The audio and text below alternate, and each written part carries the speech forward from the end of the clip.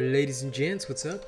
I'm actually here with a little build video because a lot of people have wanted this build before, but with the release of the latest Dauntless update, and of course lots of Elden Ring, I haven't had time to release the video on this, but this was the one that you saw me test on stream. It was the Fire Sword, and I'm actually going to show you how to build it.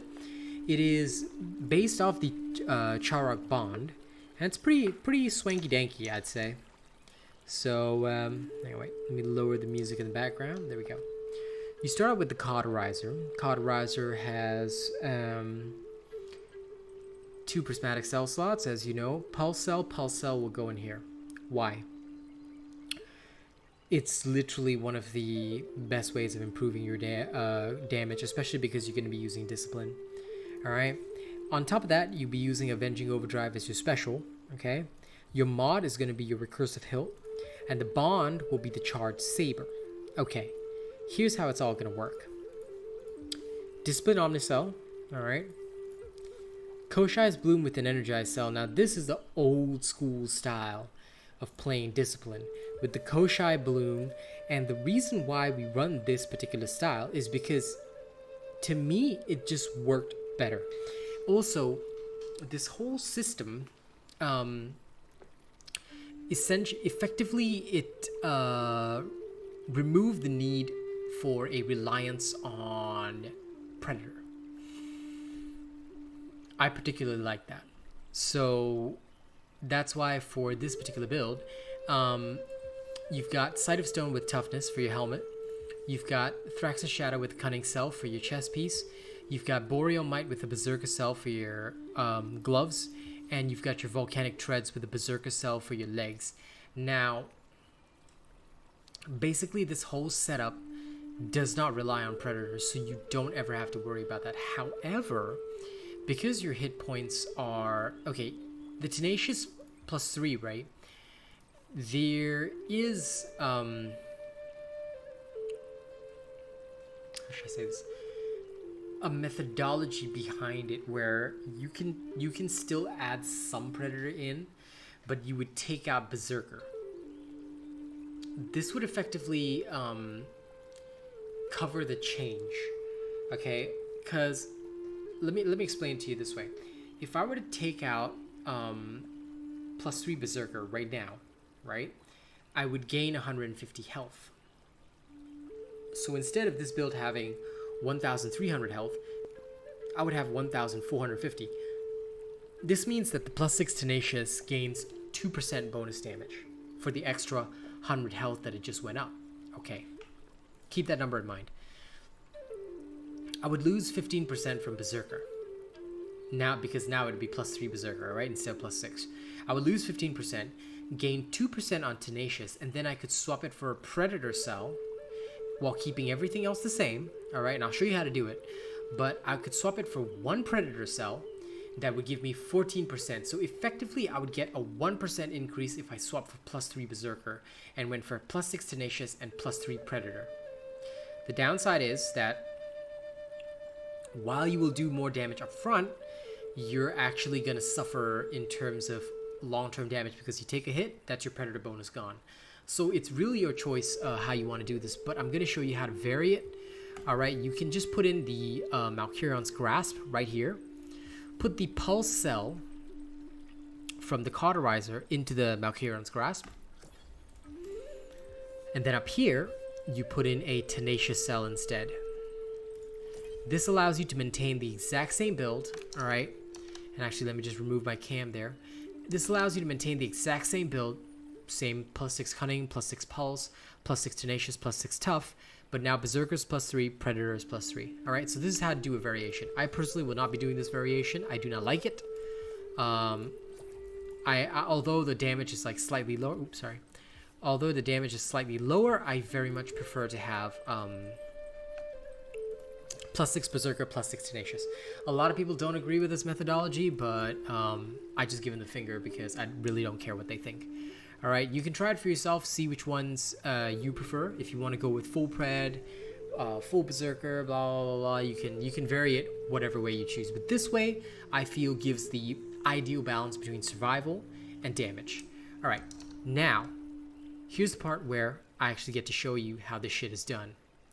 Come on, Cam, come back on. Oh my god, Cam, you nerd. There we go. Alright, so we'll go to Conundrum Rocks. Private Hunt, of course. Solo. Now, for those of you that don't want to see the combat showcase, feel free to like, share, and subscribe right here.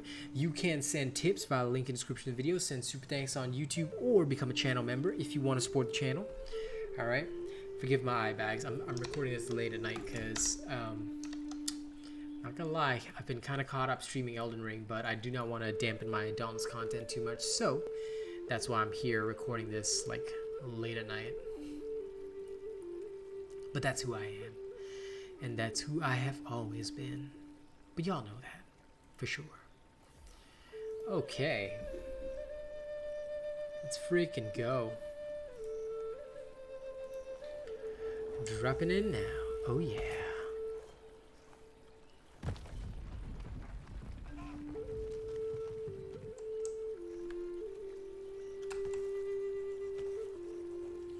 Okay, so now that we're here, existing in the Conundrum Rocks, where is my target? Oh, you'll have to forgive that yawn. Alright, I think we will go toward the toughest target, which is the, I keep forgetting that sprint is shift. I'm so used to Elden Ring controls now. Okay, we'll go toward the Flameborn Gnasher, and what we're going to do is we're going to take it on. Now, keep in mind, we have elemental disadvantage, which makes this fight tougher. The behemoth is 6 levels above us, which makes this fight extremely tough. You can see it's a purple difficulty right there. But that's okay, because we will show you how this build functions. Man, I keep trying to lock onto this behemoth now. So used to Elden Ring. Alright, now, I use my Koshai very, very frequently, but what you're going to learn is that you don't have to do that. Alright, your ultimate goal here, alright, I'm gonna be real with you, is just to use up stamina. Now, every time you use your heavy attack, you're gonna use up stamina. This is what helps you trigger things faster. That and dodging constantly. The constant dodges will really help you use up your stamina, and that causes you to trigger Koshai's effects. Alright? That's how this build functions, and that's what makes it very strong. By utilizing the Charogg's UE consistently, you actually dish out a good amount of damage. Alright, and that's what I like about it. Then, once it gets to the stage whereby, you know, you're in full control over what you're doing, that's when you activate Avenging Overdrive, and shit gets swanky.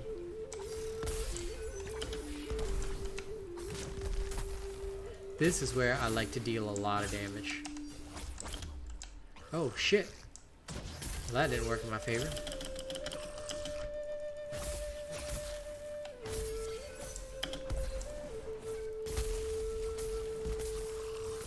Now, compared to dodging the attacks of a dragon, this seems pretty tame.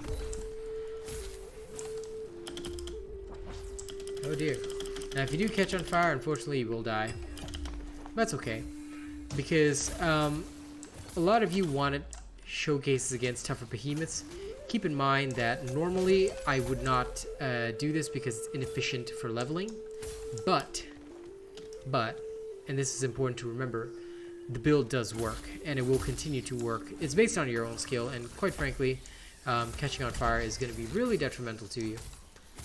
Also, it's late at night and I really don't give a fuck. So yeah, I'll show you a combat showcase against a weaker behemoth after this, to show you the difference that just 2 levels can make.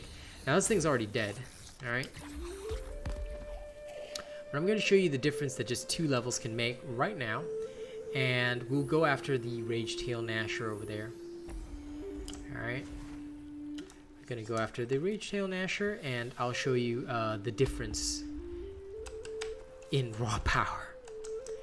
One of the biggest things that really affects builds is that people don't realize that when you're doing it against behemoths way above your level, it's good for stress testing. What is stress testing?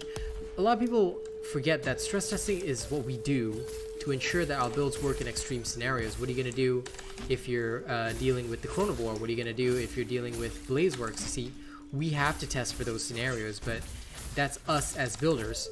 for the average player, that's not really a necessity. You see, which is why the efficient leveling methods do not detail methodologies for dealing with things, you know, for dealing with things that are like significantly out of your leveling range. The leveling methodology, plain and simple, is to always fight creatures about 3 levels above you. 3 or 4 levels above you, ideally 3 for the fastest possible time to kill. And what you'll have is a situation very much like this. You'll see like, as soon as you get into like the swing of things, where you're constantly just damaging a behemoth with your attacks, you will actually reach a sort of equilibrium like this, and the behemoth goes down. You're still getting about 230 XP, and this is with the behemoth about 4 levels above you. You see? So when it comes to efficient leveling, you don't have to do the stress testing variable. But we do always do the stress testing because it just makes it a lot easier, alright? Okay, thank you very much for watching this video. We hope you liked the build. If you enjoy this, alright, like I said, feel free to use the variation if you like the Predator thing. It does do 2% more damage, which is a thing, but it's really up to you. The other thing is that it also has more burst damage as long as you don't take a hit. So as long as you're dodging around, you technically have more burst damage because you will consistently be at the higher DPS range. Alright, so we hope you've enjoyed this. If you like what we do, don't forget to like, share, and subscribe. If you want to support the channel, you can drop a tip via link in the description of the video. Send super thanks on YouTube. You can become a channel member, gain access to various perks, and also let me now go to the thank you scene and give some thanks to some very lovely people. Throne of Honor, Death Dawning 982, Plus Ultra, Kyle Fancher, Plus Ultra, Eugene Robson, Prestige, Pinomies, Prestige, Olbus Cream Puff, The Mighty Zeno, Jerry Fast, Franz Schubert, Stephen Martin, Logan Schwartz, Titorius Venom, The Forgotten, Nate the Great, Zach NFG, all Prestige members. Sorry, new list which was made today, which you would have probably seen in